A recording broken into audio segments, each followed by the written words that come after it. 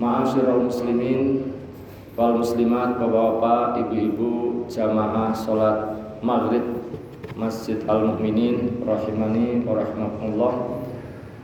Yang pertama, kita bersyukur kepada Allah Subhanahu wa taala atas segala nikmat, segala karunia yang Allah berikan kepada kita semuanya, sehingga di kesempatan malam hari ini kita kembali bisa melaksanakan sholat maghrib dengan berjamaah. Mudah-mudahan diterima oleh Allah Subhanahu wa taala.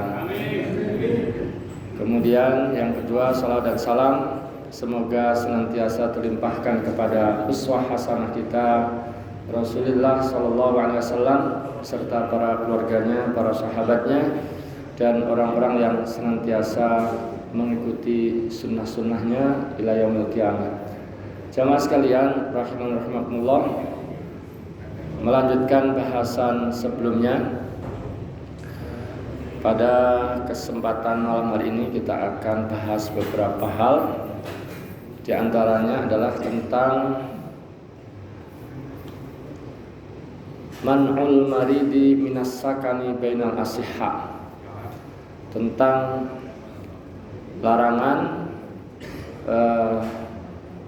orang yang sakit berada di tengah-tengah orang yang sehat, ya. Khususnya kalau sakit yang ada pada orang tersebut itu menurut para medis, para dokter adalah penyakit yang menular.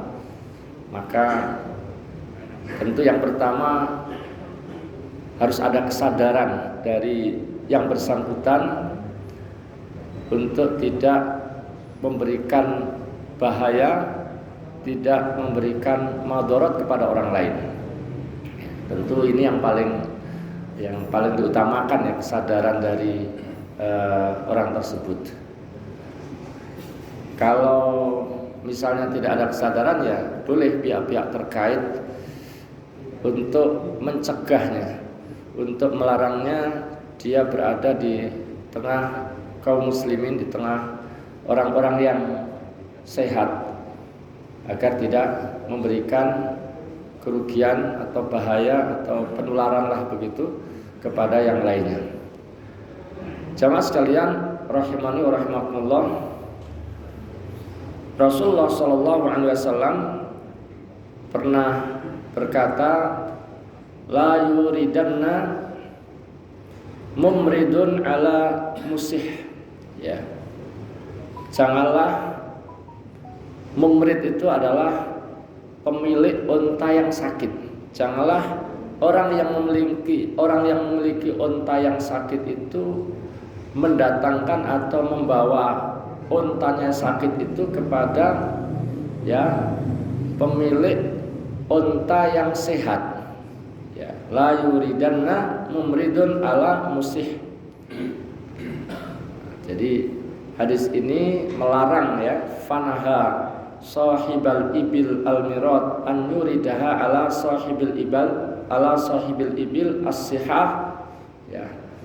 Jadi Nabi melarang pemilik unta yang sakit didatangkan, dicampur, dikumpulkan dengan unta-unta yang sehat, ya, agar tidak menular penyakit yang ada pada unta tersebut kepada unta yang sehat, ya.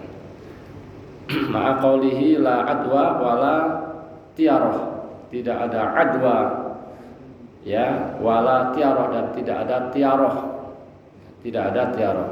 Wa kadzalika ruwiya annahu lamma qadima rajulun majzumun liyubai'ahu arsala ilaihi bil bai'ah wa lam ya'dan lahu fi duhulil Madinah. Begitu pula ketika ada seorang yang sebenarnya mau berbaiat kepada Rasulullah SAW. Jadi ada orang yang sebenarnya mau berbaiat, menyatakan baiatnya kepada Rasulullah, ya, tapi orang ini diketahui memiliki penyakit menular, majzum, yaitu bahasa kita itu lepra. Dia kebetulan diuji oleh Allah dengan penyakit lepra. Saat itu dia mau menemui Rasulullah untuk berbaiat. Nah, ternyata Rasulullah tidak mengizinkan. Rasulullah tidak mengizinkan orang itu masuk ke Madinah, ya, karena ini akan memberikan kerugian atau penularan atau bahaya bagi kaum muslimin yang lainnya. Sehingga Rasulullah cukup mengutus utusan untuk menerima baiatnya dan tidak mengizinkan orang tersebut untuk masuk ke tengah-tengah kaum muslimin yang sehat-sehat. Jadi ini harus menjadi kesadaran bagi semua pihak, manakala seseorang menurut ahli kesehatan, menurut dokter kebetulan mengalami atau mengidap penyakit yang menular, menurut para ahli kesehatan, maka hendaknya tidak berkumpul dengan orang-orang sehat, ya. Ini termasuk diantara hal yang juga diajarkan di dalam agama kita. Pemilik unta yang sakit tidak boleh membawa unta-unta yang sakit tersebut digabungkan dengan unta-unta yang sehat, ya.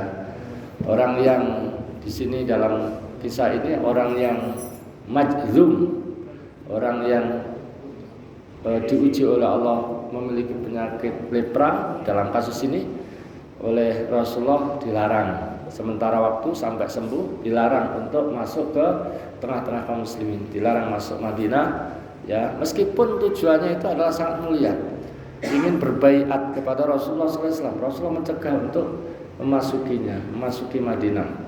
Nah, cukup ada utusan yang kemudian sebagai wakil Rasulullah untuk menerima baiatnya, tapi tidak diizinkan dia untuk masuk ke tengah kaum muslimin. Jamaah sekalian rahimakumullah, termasuk di sini juga dibahas tentang an-nahyu 'anil khuruj minat ta'un, ya, awid dukhul fi ardin huwa biha.